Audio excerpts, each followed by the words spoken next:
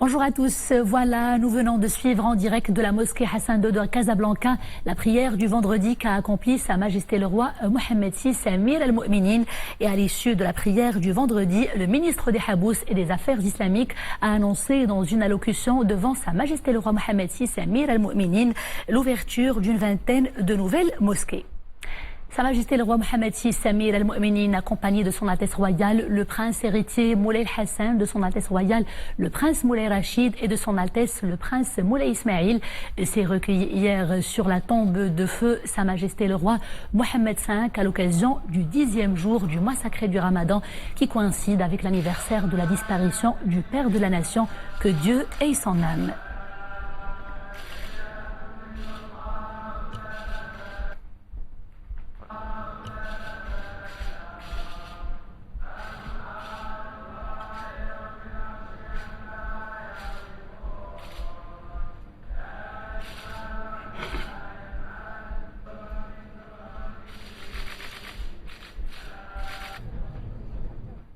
Lancé par Sa Majesté le Roi Mohammed VI le 30 mai 2017, le Centre régional des soins bucco-dentaires du quartier Al-Messira à l'arrondissement Yaqoub el-Mansour à Rabat a été inauguré hier par le souverain. Le centre a été réalisé par la Fondation Mohammed V pour la solidarité pour un investissement global de 25 millions de dirhams. Les détails avec Souad Anachet. Il vient étoffer l'offre de soins bucco-dentaires dans la région Rabat-Salé-Kénitra. Le centre régional de soins bucco-dentaires met en place une prestation médicale de proximité et de qualité. Sa vocation, optimiser l'accès des personnes démunies, âgées, des élèves issus de familles défavorisées et des personnes en situation de handicap. Une offre de soins complète qui couvrira les soins généralistes, les soins spécialisés, la chirurgie également bucco-dentaire et pour la première fois la prise en charge des urgences bucco-dentaires. À noter également que des équipements spéciaux ont été conçus et adaptés aux populations des enfants et des personnes à mobilité réduite. En plus de sa vocation médicale, l'établissement veillera à développer des actions de prévention, d'information et de sensibilisation aux risques liés au tabagisme, à l'automédication et à l'hygiène bucco-dentaire. Il dessert une population de 4 800 000 habitants. C'est un centre qui est le premier en son genre au Maroc, puisqu'il comporte 18 fauteuils dentaires, dont un fauteuil pour les personnes à mobilité réduite, des fauteuils pour enfants, des fauteuils pour adultes, mais aussi des spécialités en matière de soins bucco-dentaires. Il comporte aussi un bloc opératoire où peuvent être pris en charge tout ce qui est en relation avec les soins bucco-dentaires, mais aussi la chirurgie maxillofaciale. Et pour remplir pleinement sa mission, le Centre régional des soins bucco-dentaires compte parmi ses effectifs médicaux et paramédicaux 14 dentistes spécialistes, des infirmiers et des cadres administratifs et techniques.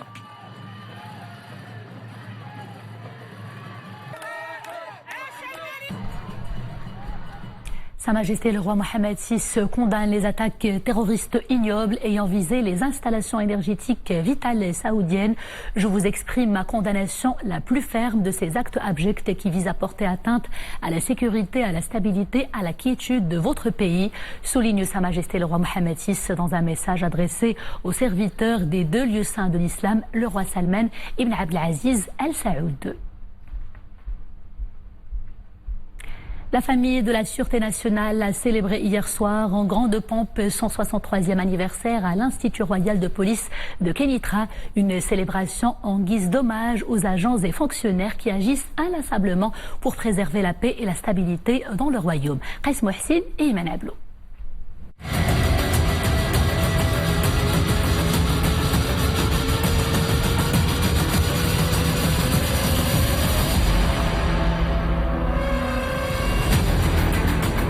À l'Institut royal de police de Kénitra, la grande famille de la Sûreté nationale est au complet. Elle célèbre avec faste son 63e anniversaire. 63 ans se sont écoulés depuis la création d'un corps clé, dévoué à sa mission et fidèle à sa devise. Un corps qui agit inlassablement pour préserver la paix et la stabilité du royaume, garantir la sécurité des citoyens et la protection de leurs biens. Cette année encore, les célébrations sont fastueuses et s'inscrivent dans le même élan consciencieux des responsabilités qui incombent aux différents corps et éléments de la Sûreté nationale. Au tout début de la cérémonie, le salut des couleurs nationales et une minute de silence à la mémoire des martyrs du devoir national.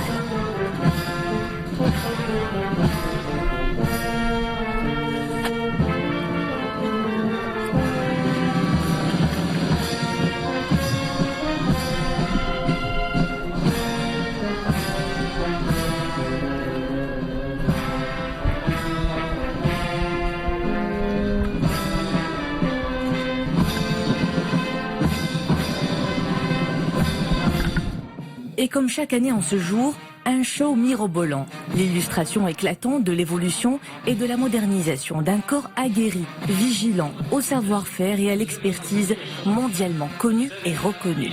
Ici, les défilés se succèdent et ne se ressemblent pas. Les différentes unités de la police font montre d'un sens élevé de professionnalisme, de dextérité et d'habileté. Admirative, l'assistance s'offre un spectacle coloré et lumineux.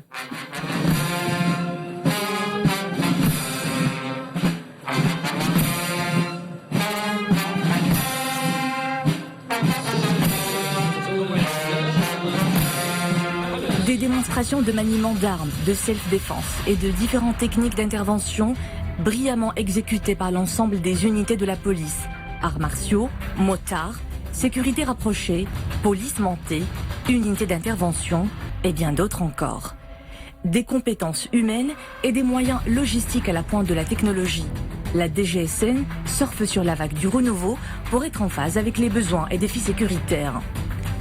Là encore, les moyens et équipements logistiques sont fièrement arborés. Des moyens qui s'inscrivent en droite ligne de l'évolution exponentielle du système sécuritaire national et de la nouvelle approche adoptée par la DGSN, la matrice de réussite et d'efficience qui s'articule autour du renseignement, de l'anticipation et de la communication.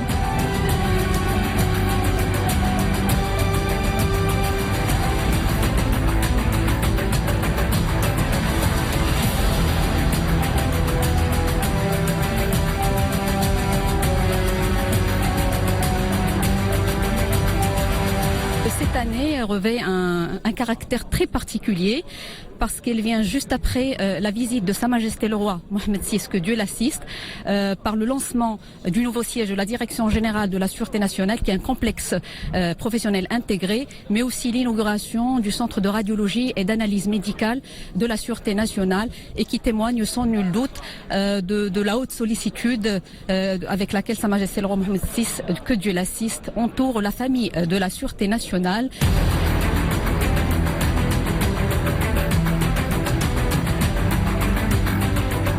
L'année qui s'écoule constitue une étape importante dans le parachèvement du projet de réforme initié au sein du corps policier, en ce sens qu'il a été procédé à la mise à niveau de plusieurs unités et à la création de nouvelles structures de sécurité, dans le cadre d'une approche stratégique visant la promotion de la police de proximité. 26 nouvelles structures de police ont été créées, en plus de l'ouverture de nouveaux arrondissements de police et de services chargés des accidents de la circulation, ainsi que la constitution de brigades dédiées au maintien de l'ordre et à la protection des sites sensibles et l'adaptation de la structure de certains services locaux de la Sûreté nationale au nouveau découpage administratif régional.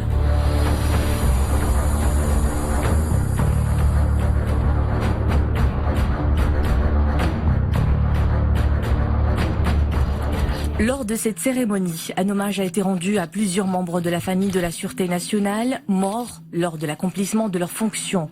De même, des wissams royaux ont été remis à plusieurs responsables, fonctionnaires et agents de la DGSN, dont des retraités.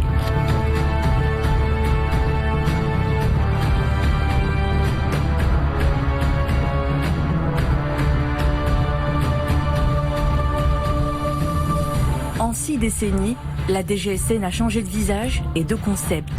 Une institution citoyenne de proximité avec le souci permanent d'immuniser la patrie contre les dangers et les menaces et rehausser le sens de la morale d'une famille qui se réinvente, tout près du citoyen.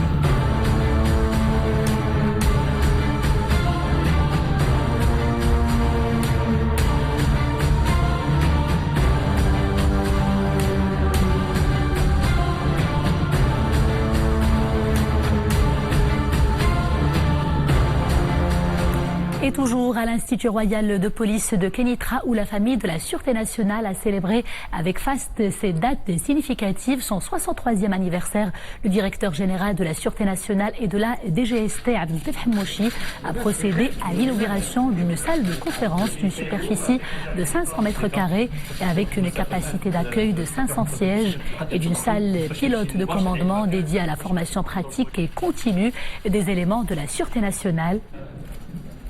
Au programme également, une visite d'une exposition artistique mettant en avant les œuvres réalisées par les talentueuses femmes et les talentueux hommes de la DGSN. À travers cette manifestation artistique, la DGSN se veut une structure ouverte et proche des citoyens. Le Maroc prend part à Vivatech, Viva Technologie, le plus grand salon de l'innovation d'Europe. Cette grand-messe de l'innovation digitale se tient dans la capitale française, Paris. Une importante délégation marocaine et 16 start-up y participent. L'occasion de créer de nouvelles opportunités d'affaires. C'est un reportage réalisé depuis Paris par Siham Boukhlifi et Larbin Heri sur un commentaire de Nisri El-Hamdaoui. Regardez. Au plus grand salon de l'innovation d'Europe organisé à Paris, le Maroc répond présent. Présent avec ses innovations dans l'air du temps. Pour la deuxième année consécutive, le Royaume prend part à cette grande messe. Tout un pavillon se dresse comme une vitrine des start-up marocaines. De jeunes entreprises qui œuvrent à tirer leur épingle du jeu dans un écosystème en pleine ébullition. Le Maroc, d'abord, c'est un pays ami avec lequel on a une relation très forte. Mais moi, je crois à l'innovation numérique. Je crois à la force de cet écosystème et de sa puissance positive. Et on est en train de relancer cette initiative avec le sommet des deux rives qui est de faire croiser nos sociétés civiles, nos entreprises, nos entrepreneurs. Il est évident que le Maroc a toute sa place et ô combien à Vivatech. Au milieu d'un flot d'inventions, de jeunes Marocains développant un grand goût pour la culture geek se font une place, notamment avec des innovations numériques. Nous sommes venus avec une innovation, l'école numérique via l'utilisation des tablettes et laptops. Le numérique va aider à la fois l'enseignant et l'élève, du primaire et jusqu'au bac.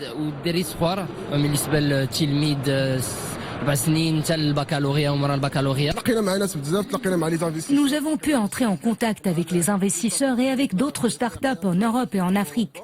L'échange des idées a été fructueux. Buddy, donc un robot compagnon pour la famille, pour tout le monde, et qu'on peut aussi utiliser pour des secteurs d'activité comme le maintien à domicile, la sécurité pour des biens et des personnes pour les assurances, l'éducation. Fructueuse aussi fut la participation du Maroc à cet événement. L'enjeu est de positionner l'écosystème tech marocain sur l'échiquier international de l'innovation technologique auprès des investisseurs et grands donneurs d'ordre mondiaux. Une manière également pour le Royaume de s'imposer comme un hub de l'innovation au niveau de sa région. Dans le cadre de notre série ramadanesque consacrée à la construction en pisé, nous vous invitons aujourd'hui à la découverte de Qsar Jbiyel, construite il y a 6 siècles dans la région d'Arachidia. Cette bâtisse historique tire son nom d'ailleurs du mont où il a vu le jour pour éviter les crues et les inondations, mais également pour des raisons purement sécuritaires. Abdelali Ayed, Mohamed Louahibi et Monia Marouche.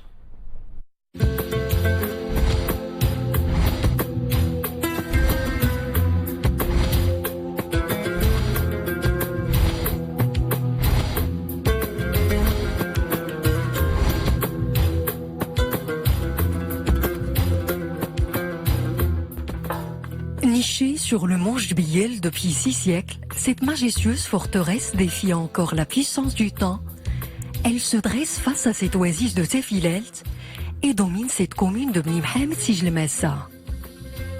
التشييد ديال هذا القصر على هذا الجبل الصغير له ما يبرره. Les habitants de la région ont choisi de construire cette citadelle sur ce piton rocheux afin de se protéger contre les crues connues dans la région. La construction de Qsar Jbiyel a fait des émules. D'autres familles ont élu domicile en construisant leurs habitations.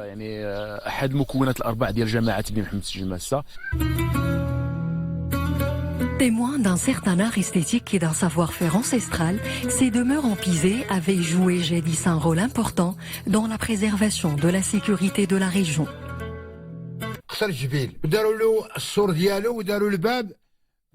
Cette citadelle était entourée par d'épaisses murailles afin de se protéger contre les brigands nomades et généralement une seule porte donnait accès à l'intérieur à travers des ruelles sinueuses, sans doute pour induire en erreur toute personne potentiellement dangereuse. Menacée par les intempéries, cette architecture unique risque de dépérir, voire disparaître du paysage marocain si rien n'est entrepris pour réhabiliter un patrimoine aussi précieux.